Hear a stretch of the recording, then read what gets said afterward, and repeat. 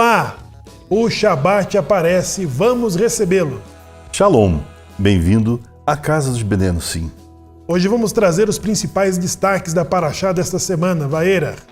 A Parashá Vaera começa com Deus afirmando de que redimirá o povo judeu da terra do Egito. Conduzirá a liberdade à terra que lhes prometeu a seus antepassados. Deus incumbiu a Moshe e a Aarão de irem na presença do faraó, solicitarem a permissão da saída dos hebreus da terra. Instruiu-os a realizar um milagre, jogando a vara ao chão, que se transformaria em uma serpente. Eles procederam conforme as instruções, porém o faraó convocou seus magos e feiticeiros e repetiram e promoveram os mesmos sinais por meio de magias. Mas a vara de Aharam sugou a todas as outras varas. E isso enfureceu o faraó, e não permitiu a saída do povo hebreu do Egito. E isso deu início às 10 pragas. A primeira praga foi a transformação do Nilo, das águas do Nilo em sangue.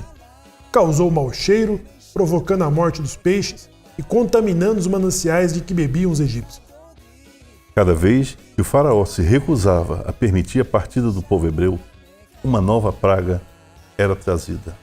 Desta forma sucederam-se as pragas enviadas como um forte à terra do Egito por Deus.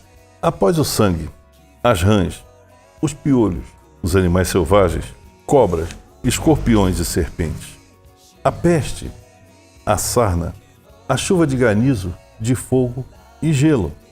A cada praga, o faraó dizia que, se a praga fosse removida, ele permitiria a saída do povo hebreu. Mas, novamente, assim que Moshe rezava para a paralisação das pragas, o faraó voltava atrás, não permitindo a partida do povo. Esta Parashá, Zait, então está aí mais uma parte das pragas, da demonstração da redenção divina, e algo que acontece é o endurecimento do faraó. Do coração do faraó. É a demonstração de que não é a manipulação dos céus no endurecimento do faraó. Na verdade são os instintos. O livre-arbítrio dele não está comprometido, né, com a palavra de que Deus endureceu o coração. Né? Mas de acordo com a predestinação, não com a predestinação, mas com a obstinação do coração, né, de cada pessoa. É como eu sempre costumo citar o pai de que tem 2 filhos diferentes, né? Aquele que gosta da leitura e aquele da caça. Então o pai compra um presente para ambos. Uma arma e um livro.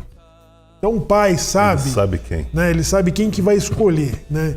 Então quando fala, Zait, de que o coração do faraó endureceu o coração do faraó, não trata-se de uma interferência no livre-arbítrio, e sim a forma de como é obstinado o coração, de que ele se inclina, né, a resistir. Exato. E haviam duas vertentes muito, muito importantes nas ações do faraó. Em primeiro lugar, o povo egípcio temia o povo hebreu, e quanto mais longe o povo hebreu estivesse do Egito, para ele seria melhor.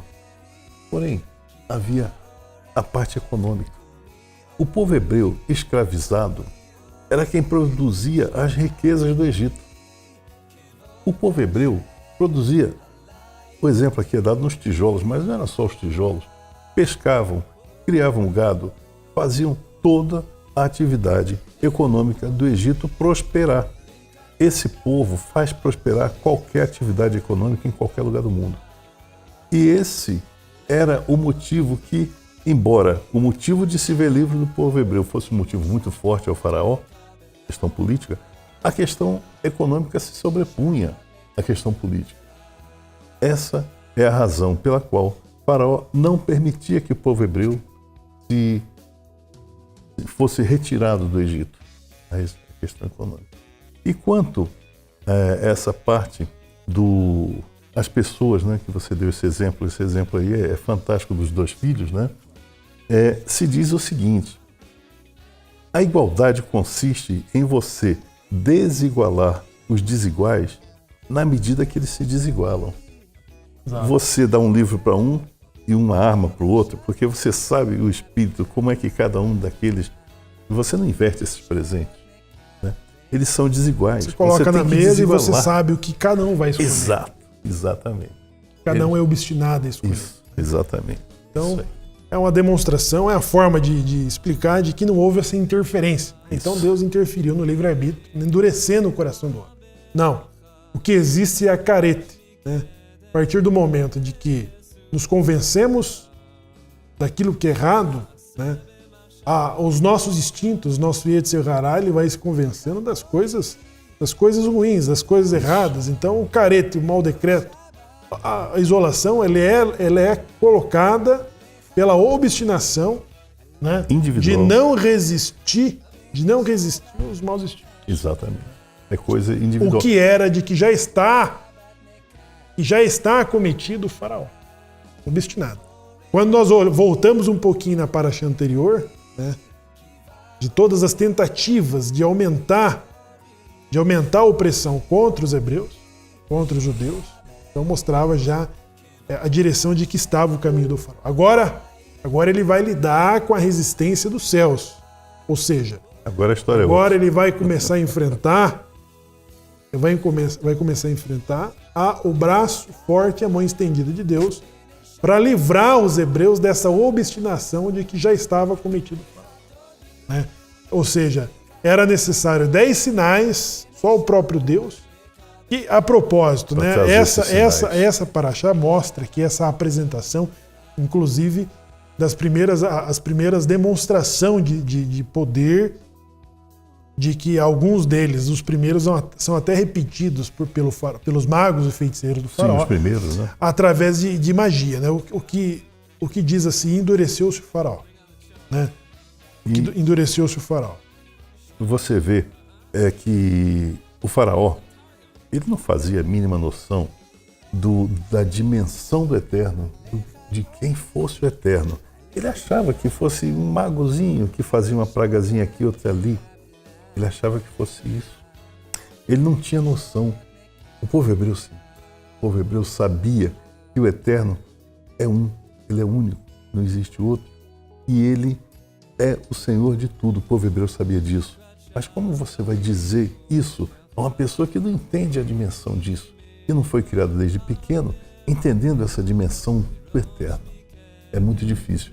E foi através dessas pragas que ele começou mais ou menos a vislumbrar a dimensão. Ele é a dimensão do eterno. Imagina, não tem dimensão, é o tudo. Então, ele pegou um pedacinho daquilo que representa, que é o eterno. Essa é a afirmação, né, de que tivemos da paraxá de Shemot, de que o faraó não conheceu a José, né? E aqui mostra, na verdade, a forma obstinada com que ele se apresenta, colocando-se acima das suas crenças, né? Então, quem que pediu para libertar os hebreus? Então, que seu Deus venha e fale comigo. Do contrário, não. E vai aumentar a opressão, vai aumentar as dificuldades, né? E partindo desse princípio, então, ao mesmo tempo, Deus apresenta-se revelando para os hebreus, como também para os egípcios, né? De que no final da 10ª praga, então todos os povos já conhecerão o Deus dos hebreus, exatamente, o Deus dos israelitas, né? O Deus de Abraão, Isaac e Jacó. Até onde ele se dispôs a mostrar o seu poder, que é muito maior do que isso. Sim. Então, Zayt, aqui são as demonstrações, né, que nós teremos, os desafios que enfrentarão os hebreus, meio a duas potências, de Moshe representando a Deus e o faraó resistindo mesmo, né? Agora, e o Egito, é claro, vai ser enfraquecido, ele não sairá mais o mesmo, né? Exatamente. Daquele que José fora acolhido pelo faraó. Inclusive, quando fala dessa forma déspota, né, de que o faraó ele resiste, né? Ali mostra a diferença do primeiro faraó submetendo suas crenças aos cuidados, às crenças de um servo hebreu. E tornando-se um país riquíssimo. Né? Exato. Tornando o país próspero e rico e acolhendo os hebreus durante esse período. Ao contrário, esse novo faraó, não aceitando os hebreus, escravizando os hebreus e humilhando e oprimindo os hebreus, na saída desses hebreus, se torna um país pobre. Se torna um país mais pobre, uma nação mais pobre. Como os descendentes, né, de Jacó, de que o próprio Iosef solicitou que retirasse, né, os seus ossos dali, os seus restos mortais dali, quando chegasse a redenção e a partida para a terra prometida. Então todos os hebreus sabiam, né, de que essa redenção viria e de que eles estavam submetidos a um período, né, de que ali formaria a nação. Já previsto. E por isso até o Midrash afirma de que até a tentativa de algumas tribos que erravam o cálculo dessa saída, dessa redenção, e que acabavam até morrendo pela mão do faraó ou das guerras, como uma tribo que lutou e enfrentou os filisteus nessa tentativa de sair no erro dos cálculos, né? Agora, os magos, uma coisa que foi muito especulada, conforme nós comentamos na última porção de Shemot, de que os magos especulavam, inclusive, a chegada dessa redenção, né? Já com medidas preventivas, né, para evitar esse momento e essa redenção acontecesse.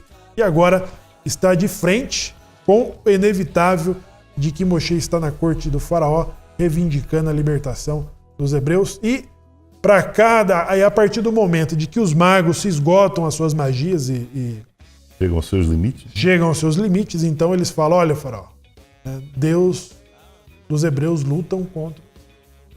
Nós não podemos resistir. Não temos mais onde chegar. Então, a cada etapa, o faraó pede, convence a Moshe de que reze para que Deus reverta o mau decreto. E assim, no final, ele acaba se arrependendo e não libertando, acaba criando obstáculos para que essa libertação e essa liberação não aconteça. E vamos parar por aqui, Zaid, porque Sim.